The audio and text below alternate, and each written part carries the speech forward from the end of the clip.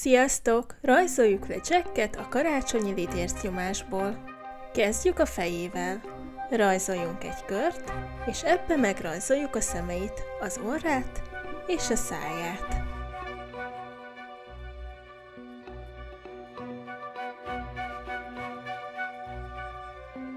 A szája érjen végig az arca két oldaláig, majd vonalkázzuk be végig.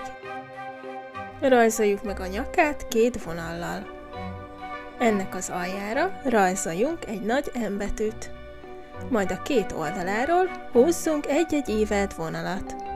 Ezeknek a végeiből cikcak vonalakat húzunk, majd alul összekötjük őket. Ebbe a részbe két kis ovális rajzolunk. Innen húzzunk két görbe vonalat, amik összeérnek. Majd ennek a két oldalára egy-egy hullámvonalat húzunk. És ezeket cikcak vonalakkal összekötjük.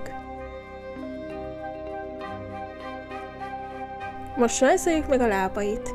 Jó hosszúak és vékonyak legyenek.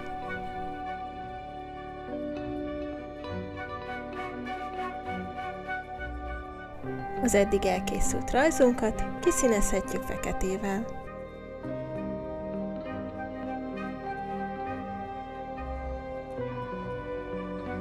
Már csak a kezei vannak hátra.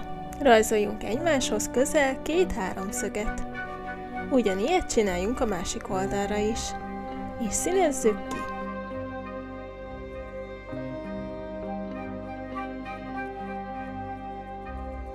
Két ívelt vonalat húzunk, és megrajzoljuk az ujjait.